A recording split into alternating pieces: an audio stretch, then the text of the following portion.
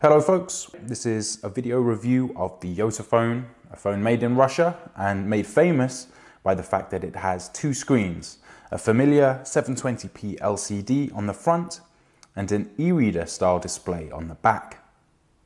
The idea is that you learn to use the e-ink side as much as you possibly can for checking notifications, your Twitter feed, keeping your daily agenda up on the phone all day long, which you can do, and to some extent for ebook reading, all of which can be done without turning on the LCD, which should potentially mean that you get more battery life.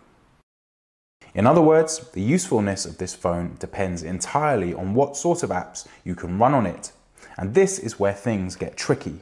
The e-ink side is not touch sensitive, except for a small capacitive area below the panel. This means that you can't simply run your favorite Android apps on the display. Those apps have to be customized to respond to basic gestures on the YotaPhone. As things stand, there's only a handful of customized apps that come pre-installed on the phone. You get an organizer for displaying appointments, a note app for displaying to-do lists and memos, a Maps app which lets you download a map of your country and follow your position on the e-ink display, and also a social hub that sends tweets, RSS feeds and Facebook updates to the rear panel. What the YotaPhone cannot do, though, is put your Zinio magazines, your Google magazines, your Kindle books over onto the rear display. In fact, your favorite e-reading platform on Android probably does not work with this phone right now, except on the LCD side. The only app that is customized to support the flip button is called Bookmate, a relatively arcane little app, and for English speakers that only offers a very narrow selection of out of copyright literature, and that means that one of the biggest selling points of this phone is actually missing at launch. There's scope for the software to improve and for third-party developers to come up with workarounds so that the device can do more. But we also encountered hardware problems with the YotaPhone which could prove much trickier to fix.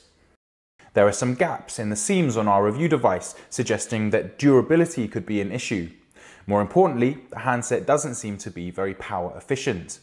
The YotaPhone uses a Snapdragon S4 Pro chip that is not cutting edge and that often struggles to make it through a day of moderate use, which is depressing considering that this phone exists on the premise of extending battery life.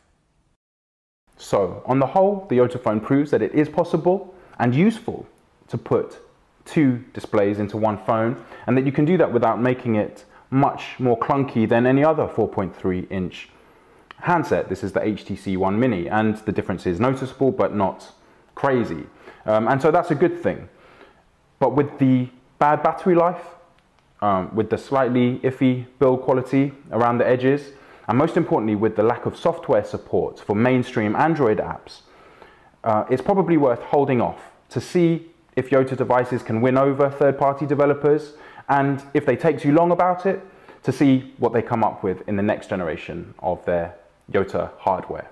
That's it. Thank you for watching. Check out the full review at engadget.com. Bye-bye.